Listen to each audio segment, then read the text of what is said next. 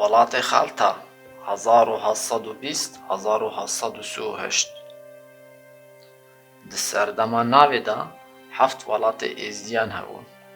Welatê Xalta yek ji wan her heft welata bû. Bi demê re êziya çar welat li hemberî Ereb, Ecem, Farisa, Tirkan û Kurdan wenda kirin û di vê dema sedsala nozdehan de sê welat tenê di destê êziyan de mane. Yek jê Çiyayê Şingalê di do welat Şêxa, sê jê welatê Xalta ye.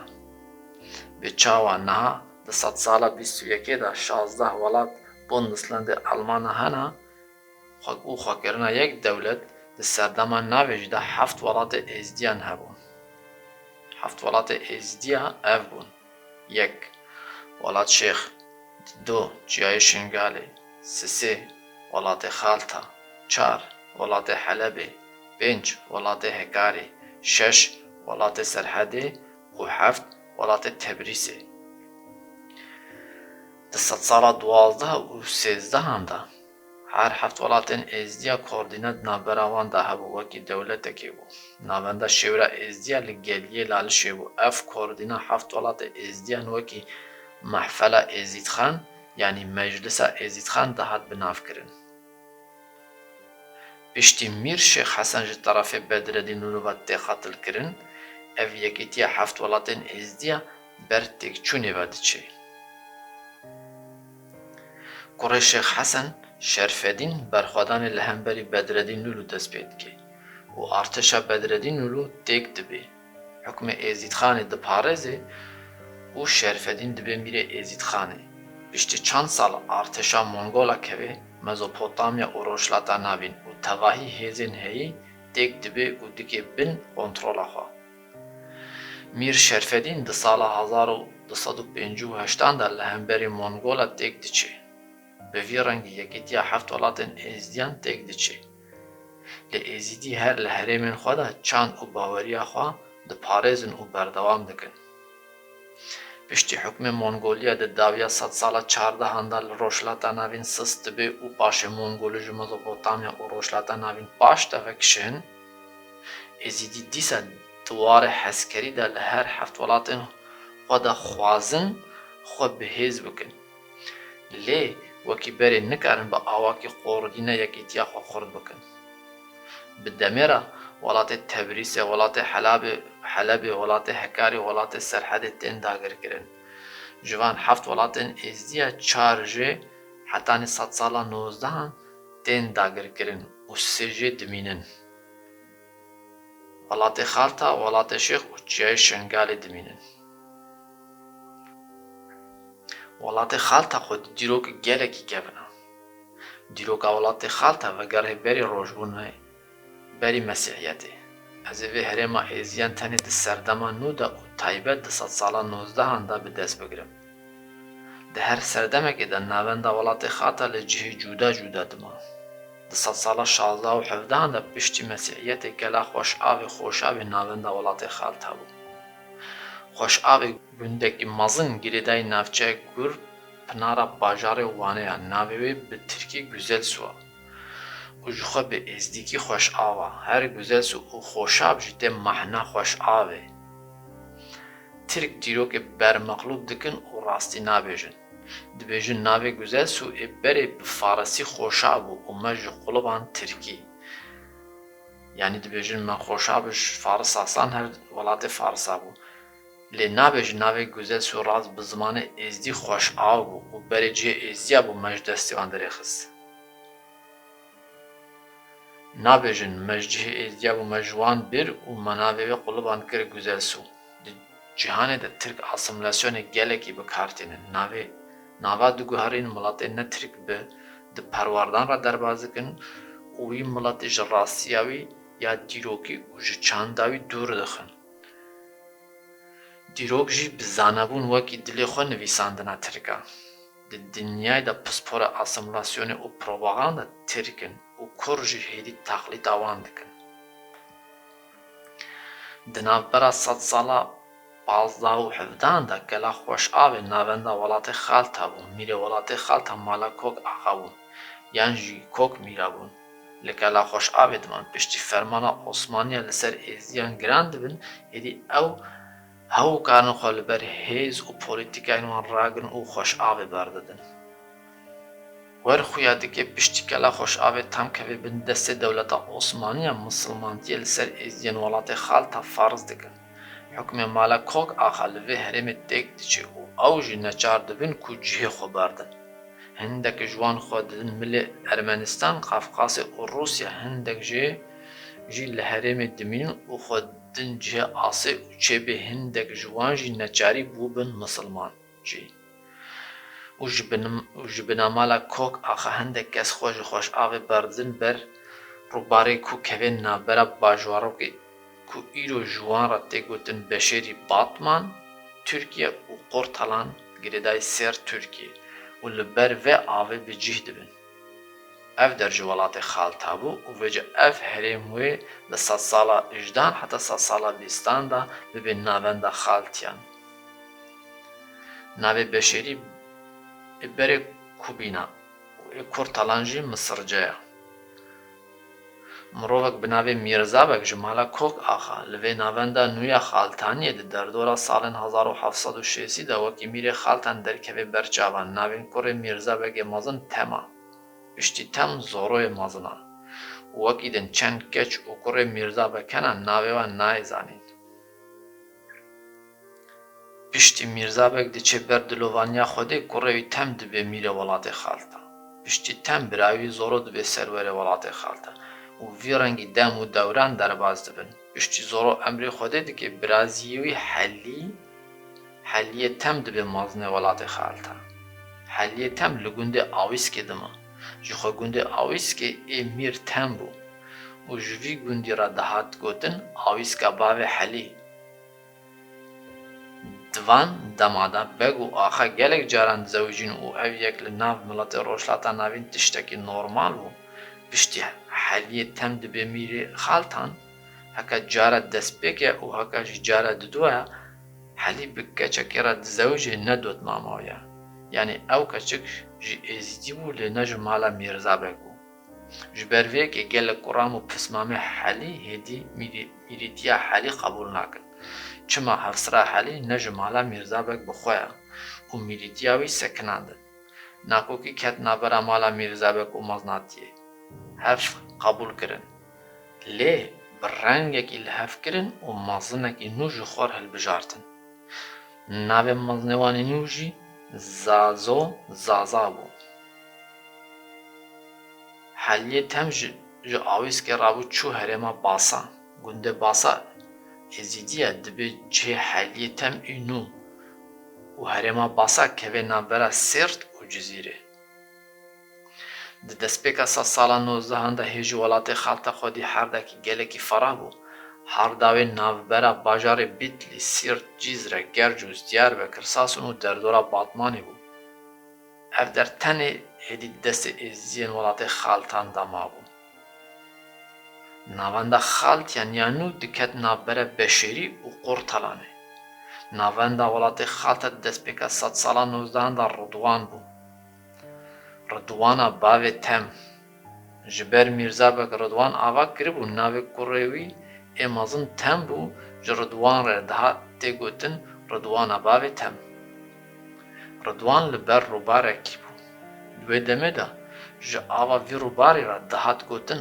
آوا ازید خانه یان جر دهات گوتن آوا رضوانه یان جمع رضوانه جبر اف هرم توجه ازدیان بو جبر وی که جر دهات گوتن آوا ازید خانه وکیدن هندک ارمنی و آشوری جلوه هرم ولات خالتا هبون ترک نها جوه آوه دبیجن یا نارسو دوی دمه دا گنده کرده یعنی مسلمانا لوی ولاتی کیم بون دوی دمه دا یعنی دی دسپیکا سالا 19 دا کرد لوی ولاتی تنی وکی کوچر هبون دو چون او دهاتن گنده کردان کیم بون ملت جزیره اورمیل بخوشی جوه آوا کو رضوان لبر دمارا دگوتن آوا ازید خانه جبر لبر و آوه تن ازیدی هبون اف روبار که نابرا بشری و کرتالانه û herikê serçemê Dîşla bi ava Dîşla re dibe yek.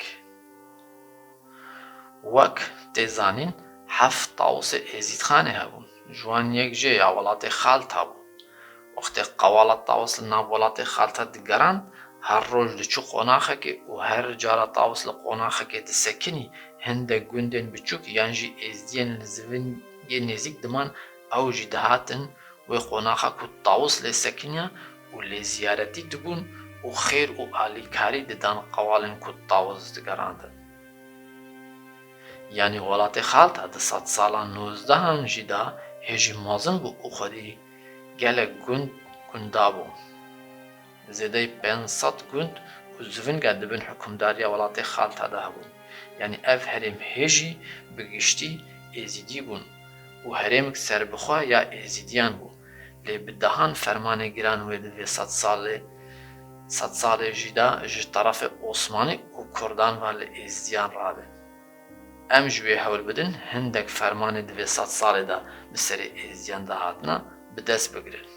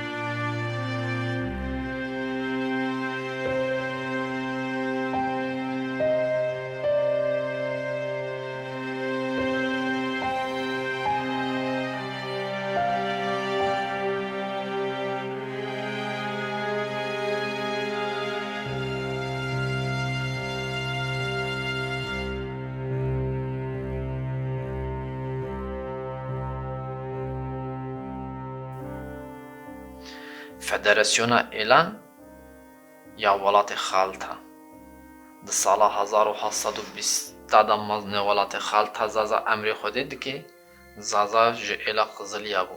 Paşê mezin û radarên çar êlên mezin ê welatê Xalta wekî Qizilan, Niqîbî, Anqosî û Xendaqî û malmezinê tevayî bavkên mala Mîrzabegê li Ridwanê li hev kom bûn û xwestin mezinekî destnîşan bikin û federasyona xwe ya Êlan nû bikin. Yek Qizilî mezinê wan Zaza bû, ji bavkê Bavbina bû. Bi texmîna nivîskar navê Zaza di nav êzidiyên welatê Xaltan de tina û di nav tevayî êzidiyên dinyayê de hemabêje tina. Lê navê Zazo taybet di nav êzidiyên welatê Xalta de hene. Çêbê miletê cuda taybet Ermeniya navê Zazo wekî Zaza dabin xuya kirin û ji ber vê yekê jî navê Mîrskê Zazo wekî Mîrskê Zaza ket bê berçava. Zaza emrê Xwedê dike û Mîrskê Zaza wê bibe mezinê Qiziliya. Dido Niqîbî mezinê wan Bişarê Zoro bû. Bi çend bavkên Niqîbiya hebûn mezinê wan tevî Bişarê Zoro hatibûn Ridwanê ji bona mezinekî federasyona xwe destnîşan bikin. Niqîba hem navê êlê ya û hem jî navê herêmekê jê welatê Xalta ye. Sisê Xendaqî mezinê wan Usuf Axa, bavê Sedûn bû. Tevahî mezinê bavkên Xendaqiya jî bi mezinê xwe Usuf Axa re hatibûn destnîşankirina mezinê welatê Xalta ê nû. Çar Anqosî mezinê wan Salihê Sedû bû û cigerê wî jî Şêx Mîrzayê Anqosî bû, şêxê Şêxûbekr e. Mezinê bavkê Anqosya jî hatibûn Ridwanê. Ji bona serokê federasyona eşîra ya welatê Xalta destnîşan bikin. Wekî din mezinê ji êlên biçûk û bavkên mezin ê êzidiyan ku li welatê Xalta diman teva amade bûn wê di nav vê federasyona Êlaniya welatê Xalta de cihê xwe bigirin. اندامên tevahî bavkên mala Mîrzabek jî wekî şedik ya berek ya mala Çelikê, mala Mîro û mala Zoro û wekî din teva cihê xwe di nav vê federasyonê de digirin. Mînak Heliyê Temê Mîrzabek berpirsê êzidiyên herêma Cizîra bota bû û li gundê Basa Êzidiya dima. Ew jî ji bo destnîşankirina mezinê welatê Xarta li Rêdwanê amade bû. Navenda vê federasyona êzidiyan Rêdwan e. Çar kurên zaza hebûn. Lê aqilê mezinê bavika û mezinê êlan ji van nebirî û ew di dewsa bavê wan de nekirin mezinê welatê Xalta.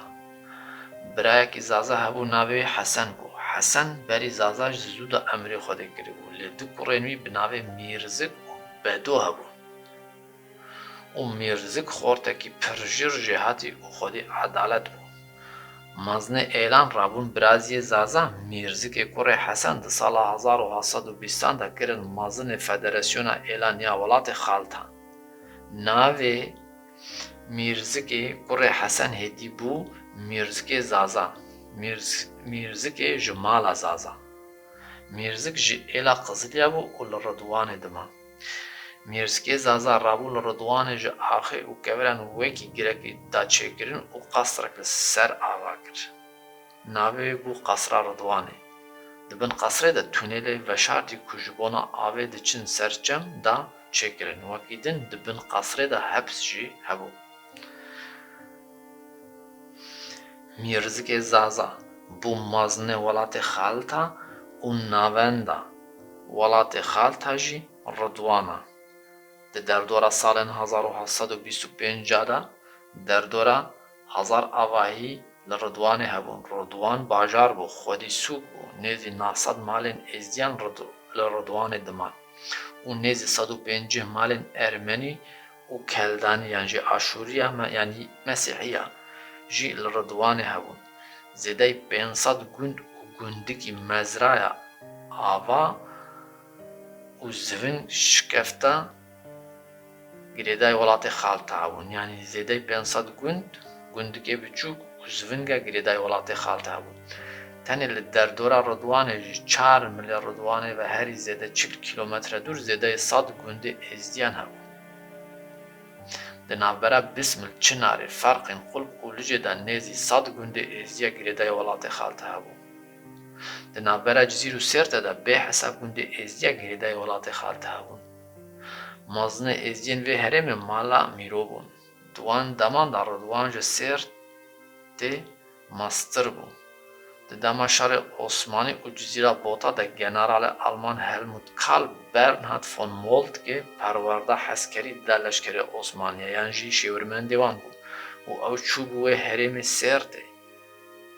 Di salên navbera 1745-1757 ev general dibêje li Sêrtê 600 malên Misilman û 200 malên Ermenî hebûn.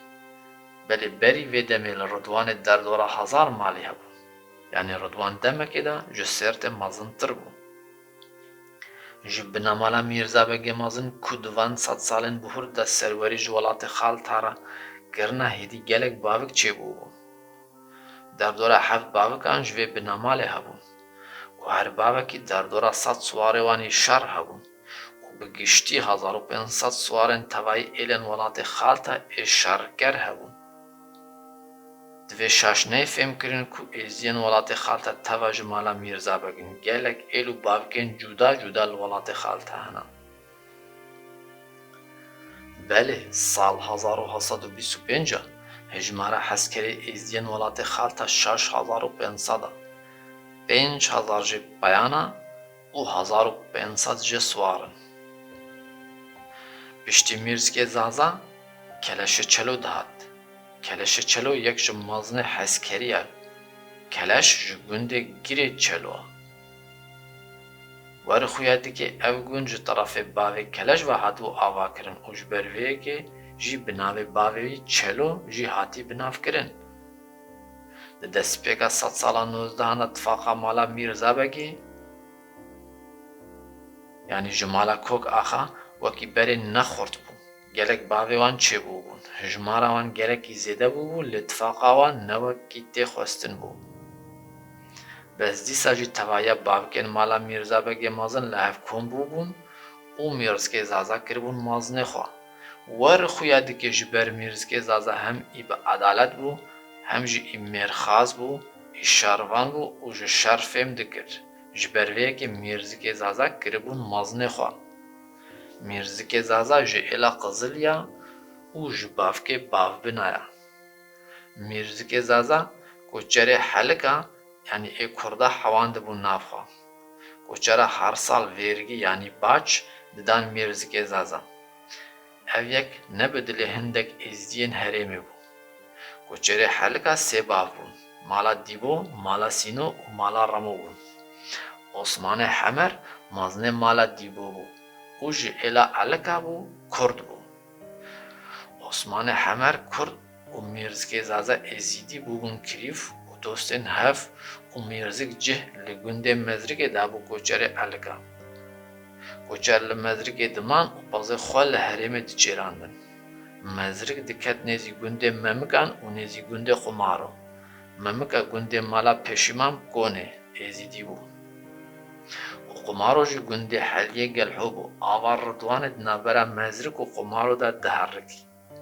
Mezrik û Memika kevin rexê Beşerî Xubînê û Batmanê û Xumaro keve rexê Ridwanê Qurtalan û Sêrtê. Keleşê Çelo got Mîrzikê Zaza, ne baş e te ev koçerê Kurda hewandina nav me? Ne ê behweriyê ne. Wê rê û barê me ji neyarê me re bêjin. Keleş got Mîrzik ku tu destûrê bidê ez ê berdim van koçerê Helika û got eger neçûn ez ê teve bikujim. Mîrzik got Keleş ma qey mirîşkin tê teve bikujê ev dostê min in û bawer nakim zerarê bidin me. Wî heqê xwe didin me, fêda me ji wan heye. Mîrzik axa rê neda ku Keleş berdê koçera ji nav xwe. Keleş got tê bibînî wê rojek dest teynin ser cihê me. Wê ev cih ji van koçeran re bimîne. Di vê demê de li welatê xelta Misilman yanî Kurd di nav êziyan de kêm bûn. Tenê mala Ferhoyê Hezêr hebûn. Ew jî berê êzîdî bûn quluf dibûn û ev koçerê Helika jî nû hatibûn nav êziyan û her sal bac yanî xerac didan Qesra Ridwanê. Sêrt cihê Ermeniya bû û di dema xwe de êzîdî jî lê hebûn. Kurdan Sêrt ji Ermeniya istandibû.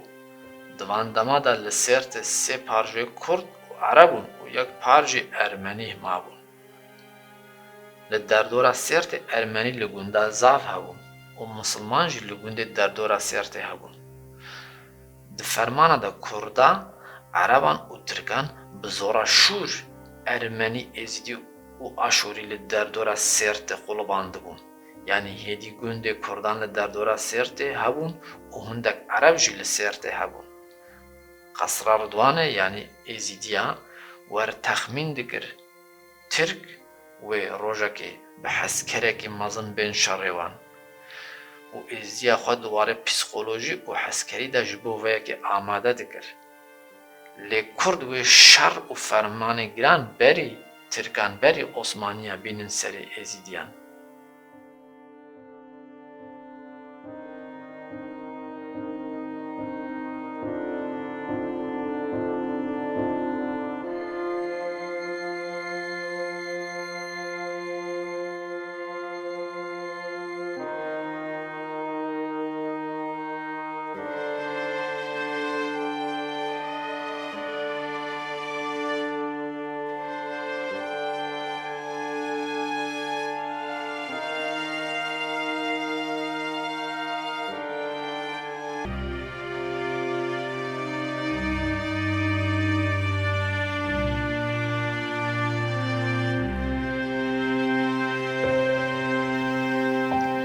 Kom kujiya Dela 1727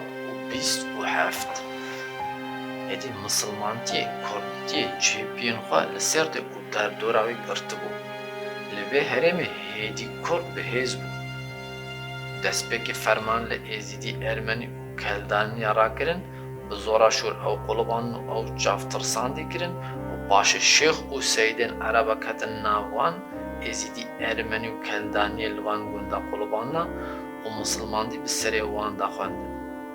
Ew asîmle kirin û ew li hemberî koka wan dîş kirin. Mirovekî misilman bi navê Şêx Qasîmê Têlanî hebû. Ew ji binamala derwişnebî bû û ji terîqeta Qadiriya ya İslamî ye. Ew mirov li gundê Teylanê dima. Ji ber ji gundê Têlanê bû, jêr tê gotin Şêx Qasîmê Têlanî. Wî mirovî weke Şêx Qasîmê Têlanî Şêxê Îslamê cihê xwe di dîroka êzdiyan de girtiye. Navê gundê Têlanê bi tirkî Oya Cixa û kevê navbera Kurtalan û Sêrtê, nêzîkî Kurtalan e. Gundê Têlanê texmînî 23 kilometre ji ziyareta Şêxevin û Dela dûr e. Gundê Têlanê navenda terîqeta Qadiriya ya dînê Îslamê ye. Ji mala derwişnebî bi navtêdana Şêx Qasîmê Têlanî Şêxê Îslamê komekî İslamî heziriya xwe dike ku komkujiyekê li êzdiyan rake û xebera êzdiyan ji vê yekê tin e. Mala Şêx Qasîmê Têlanî xwe ji sîlsila pêxemberê Ereban bînî. Ew êzîdî Aşûrî û Ermeniyê bi zora şûr qulubana ji xwarkirina mirî û bi dehên salan İslamiyet bi serê wan de xwendina. Ew me jî şiştî kirine. Wê veca wan li hemberî qewmê wanî berê bidin şerkirinê. Kî zanî belkî jî di rastiyê de mala Şêx Qasîmê Têlanî di rastiyê de ne ji sîlsila pêxemberê Ereban e. Belkî ew zarokên êzdiyan ê bi zorê quluftina, ew ji rastiya dîrokan dûr xistine û ew bi dîrok û çîrokên nerast mezin kirine. Belê êzdiya hew ji bayê felekê tune û ji wan re planê komkujiyê hatî amadekirin. Êzîdiyên welatê xalta qet ji kesî hesaba nakin. Êzîdî hesaba ji Kurdan nakin û serî ji Tirkan re jî natewînin. Welatê xalta mîrgehek serbixwe ye û navenda wê Ridwan e. Her sal êzîdiyên vê herêmê hindek tuaf yanî pîrozbahî di heyva Nîsan û Gulanê de çê dikirin. Di dawiya heyva Gulanê de di rojek şemiyê de êzîdiyên Dela û derdora ziyareta xasê Şêxevin çê dikirin.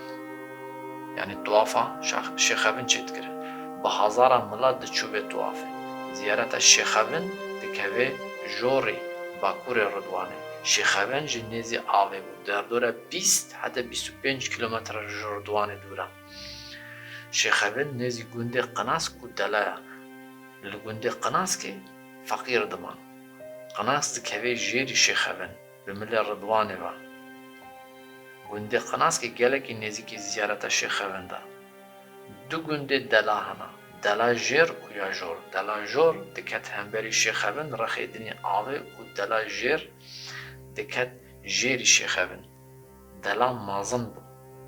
Beşek biçûk ji milkê Dela jî dikeve milê avê ê ku Şêxevin lê dimîne. Navê Dela yenû bi tirkî yol qonax e. Yol qonax nêzîkî Beşêrî ye. Di roja ziyareta tuafa Şêxevin de milat bi derketina rojê re çû û tuafê. Xwarin çê dikirin, dîlan li ber mûzîkê girê dabûn. Kêf û şahî dikirin. Bêsûc û bêsebeb Kurdên derdora Sêrtê bi navtêdana Şêx Qasîmê Têlanî û bi serkêşiya derwêşê mala Derwêşbegê xwe komî serhev dikin û di dawiya heyva Gulan sala 1727 de di roja şemiyê de a ziyareta a tuafa xasê êzdiyan ya Şêxevin de êrişî ji ser milatê êzîdî ku çûyî tuafa Şêxevin dikin û komkujiyekê pêk dînin. Çekên şer ê wê demê rim û şûr bûn û kesên hespê wan hebûna rola xwe di şer de xurt bû. Belê êzdiyan hew jî tiştekî nebû. Kurdan bi xayîntî di vê roja pîrozbahiyê de bi komek fanatîk û talanker êrişî ser milat kir û di qetliyamê re derbas kir. پرانیا ازدیان بیچک شر بون. ملت چم و چم بجیر در رویا. خبره کمکجی بلا بو و خبر زو گهاردوانه. کردان tam keysl êziya anî û gelek kuştin. Milat xwest milkê gundê dela da avê qut bike û xwe bide rexê din. Şer li wê derê bi demdirêjî berdewam kir. Ji gundê Qinaskê feqîrên êzidiyan hatin bi hawarê ve. Ji ber Qinask û dela nêzîkî cihê komkujiyê bûn, êzidiyên gundê Qinaskê û gundê dela berî her kesî li hemberî xayinan sekinîn û şer kirin. Ji xwe şer ketibû ser wan. Ew mecbûr bûn şerê mayîn û nemayînê bikin. Ji ber şer bi giştî li ber dela dewam kir, ev komkujî bi navê komkujiya dela hat binavkirin û ne bi navê komkujiya şêxevind hat binavkirin. Ji ber feqîrên Qinaskê nêzik bûn û karîn zû bi şûr û rûmên xwe ve bên şer bikin, ev mêrxasiya feqîran kirî bi vî rengî di stranê de tê gotin. Şerê Sofiya misilmana û feqîrên êzidiya xweştir e ji şerê ga û kol berana. Ez ê beşek ji strana li ser vê komkujiya dela hatî gotin ji we binivîsim. Dayê delana, bavo delana, gino digo, hemo lao, zazo bira fermana. Rewşê mala bavê xirabê nîvê gundiya malên xwe terk dana. Paşiya malên me fermana, pêşiyan malê me şerî girana. Ez ê bi diyarî delana paşo ketim wayî li ber tehta. Min dît eskerê mala derwêşbegê hat û girana. Şerê feqîrê êziya û Sofiya misilmana lêdayê xweştir e ji şerê nêrî û kolberana. Derwêşê mala derwêş nebî serê xortê êziyan jêkirina. Bi çemê dela de berdana. Cenazê xortê êziyan li gola natora qefiliya. Cenazê xortê êziyan bê xwedî û xwedan mana. Hêsîrê me êzidiyan fermanî bûne ketina ser rêyana.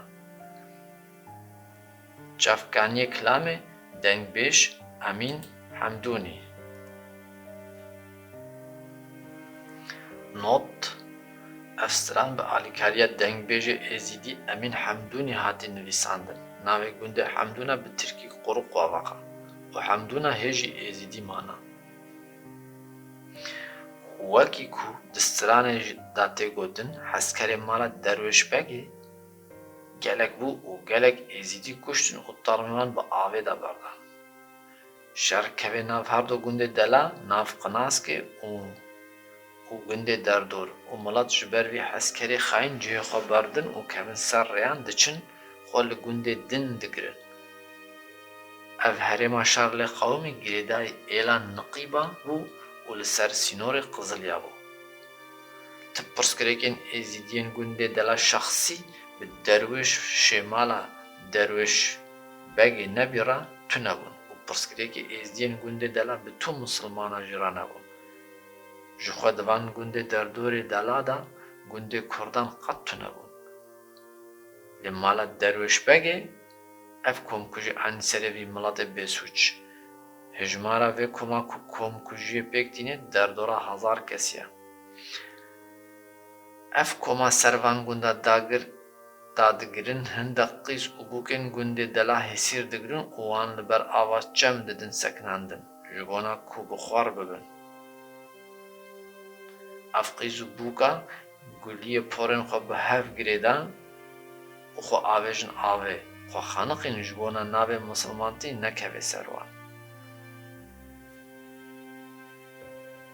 Belê rojek û şevek derbas dibe. Ev komkujî roja yekşemê jî dewam dike. Xelkê dela li ber xwe didin. Feqîrên gundê Qinaskê jî li ber xwe didin û şerê wan dikin. Lê heke alîkarî ji mirovên di şer de zana û ji şer fêm dikin tên bi hawara dela ve, êzîdî hew karin xwe li ber vê hêza tarî, vê hêza talanker a kujek ku ji nîşkê ve bi xayîntî êriş aniye ser wan ragirin. Wextê xebera komkujiya şêxevind û dela geha Qesra Ridwanê, Mîrzikê Zaza mezinê welatê Xalta bi dest xwe re حسکری دشار دا ای پسپور خودی تجربه و خودی امکان به سواری دشینه به هاواره و حسکرین جی رضوان دچه به هاواره و پرانیاوان جی ایلا قزلیا بون حکم ولات خالتا ویدمی درجه جورا دست قزلیا دا بون میرزک زازا مازنه ولات خالتا بو او بخوش قزلی بون وقت سوارن ازدیان کج رضوان هاتن به هاواره و دروجا دوین دا ایریش برین سر کما داگر کریا به سرکشی درویش مالا درویش نبی پیک دهد ازدیان به دست خورا سوسی صوفیکا جوان دکجن. بیجا کرده هاو کاری خوال برخواتا ازدیان راگرن و ازدیا گلک جو کردان کشتن. کما تالانکار و فاناتیکیا کردان هاو کاری خوال بر هزا سوارن ازدیان راگرن و هیدی پاشتا زیورن. وقتی پاشتا زیورن جو هاو را گوتن ما اف قلاند بون اویدین کی بون و جو کد در کتن هاتن به هاوا روان با. بونات بونا ما یک جوان ندهشت. هندکا جوان زانی بون افکینا و جهاو را گوتن. اف سواره قزل یا ای قصر رضوانه بون. هجمارا به کما تالان کرد تخمینی 1000 کس بو دناواندا بشک کم خودی تجربه شرح بون. پرانیاوان گوندی بون و نه شاروان خودی تجربه بون. لیدیسا جی بصدان جملات ازدی کشته بون. بصدان قی جن زلام و زاروک دوی کمکجیه ده هاتن قتل کرن بس هجمار tam نایزانی. ازیدی جی گلک جی کردان دکجن. هجمارا کشتین کردان جی نزل آلا. وقت دروجا دوی ده سوار رضوان لوان ددن اسو سه صوفیکا جوان دکجن جی برویه که تگوتن کجو کردان سو سه درویش فقا یا جی صوفی هات نکشتن. دروجا دست پیکه ده چند جی کردان دن کشتن نایزانی.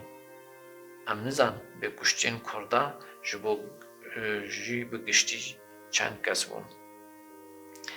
کما ملت کجک زیورن چون جم شیخ قاسم و جیر گوتن اما بجمع تف دا قلاند بون. موه هی گلک جوان بکشتنا لسوار قزل یا امیرزی زازا هاتن مداخله کرن. او گلک جمع کشتن ام مجبور من پاشتا وگرن. بس ما به حساب سری وان جکر و جنازه وان با آوه دبردن. شیخ قاسم تیلانی گوت مادام ورا امه ویجاره شرکی مزن و گران ببین سر رضوان بخوا. شیخ قاسم تیلانی الدفاع هوار دخی لدفاع سفربریا فرمان سر ازیدیان دخی.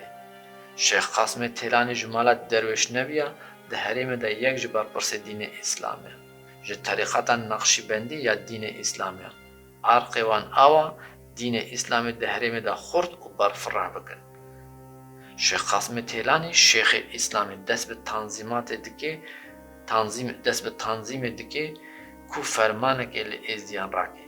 شیخ قاسم تیلانی جسرت دست به دکی خبری گین کردن سرحده و باش خوب برده ناف کردن جزیره.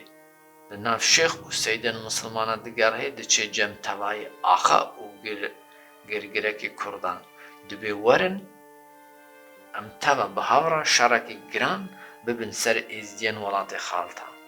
دبیجه ازیدی دردوانه ده هزک مازنن و دوی ام وی هزا ازدیان بشکینن.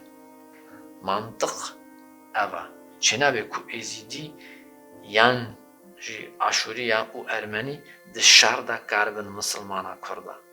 جبر ده شر و فرمانه ده گلک ازیدی آشوری و ارمنی جی ترسا و بزورا شور بونا مسلمان بونا کرد. ای وقت ده شر و کمکوژیه ده ازدی کاربن دجمن بشکینن و ده مهاو که جی ترسا دبه مسلمان. و چه به او ازدین بزورا شور بونا کرد ترس لسروان نمینه و دیسا وگرن سر قومیت و دین خو ایبره. جبرویه که دوی کجارک دن کرد شرکی بین سر ازیا و وان بشکینن که حوجه جیبو که عرب و ترجوی آری کردان بکن. شیخ قاسم تیلانی لجزیل ناسکنه و خبر داده ده چه حتانی ناف عشیره گرگریه یا کرده ده چه جم مازنه گلارمه لجم حساب جبو و جه دخواست که توا فرمانه که لازدین ولات خالتا راک. حساب جبو گرگری بو عشیره گرگریه لدشتا رمیل دما جهه گرگریه و دمیل سکوشا دولتا ایرویا سوری عراق و ترکیه بو گرگری جبری ایزی بون لدو وقتا کی گله کی کونده بری 1705 دا قلفت بون او بون مسلمان بون کرد ده افسر حساب جبو هبون ناوی که جه حدلا بو و ناوی دنجی نوره بو دلی هر دو که جه گله کی به حساب بو حساب زلامه کی جهاتی بو نه ده ترسیا جبروی که هر دو افسروی جسارت بو ناوی حزد کرد هر دو که گود حسابو بیا شیخ قاسم نکا و نچه شر ایزیدیا شر کلش چلو شر مچوی مالا شیخا شر ایگان مایرو شر گشحمه گیرو شر ایزید خان نحه نکا حساب بیا هر دو افسر خو حدلانه و نوره نکر و گود از هرم آر شیخ قاسم بکم و از هرم شر قصر رضوانه دام سال زوستانا سالا 1727 دوی دام سال دا لگور امکانن وی دم شرط و مرج بوی شر نباشون پشتی کمکجیت دلا خبره ازیا جهابو کو شیخ قاسم تیلانی کتی نوا تنظیم و کردان آماده دکه کو شرک گران بین سر ازدیان ولات خالتا ازدیان خوشبو شر آماده دکر لحاوین او پایزا سال 1727 درباس بون و کرناتن شروان سال قلفت بو 1728 اولاتا توا روبار و چمن زستانا و بهارا آوی روبار و چمان گلکی بلند بن جبر شرط و مرجن خدای شرط دوان هر دو دمسالا دجبو هر کسی زحمتا لشر ده هاوینی او پایزی ده حسانیا جخوا ولات خالتا توکانی روبار و چمن آو زاوا حسبین حسکره و تجاره ده شر هاوینه ده به آو نمینه هلبت شر ده داویه بهاره یعنی دست بکه هاوینه هی خوشتره جبر آوا چم و روباران کم دبی و آو داتینه حسکر و کاربن به حسانی آوا چمان قد بکن و گرماهی داویه بهاره جی خوشه نا دجواره حسکر و کاربن حسبان خوش ببازینن و شر بکن ده داویه بهاره و دست بکه هاوین نیده یعنی جی ده هاوینه و پایزه حاری جی تنه حسکر کارن به حسانی حسبین خود شر ده ببازینن ور خویا دکه شرک و دنابرا ازدی و کردان دا بقومه و اف شر و دنابرا حیوه گلان و جوتمه دا بقومه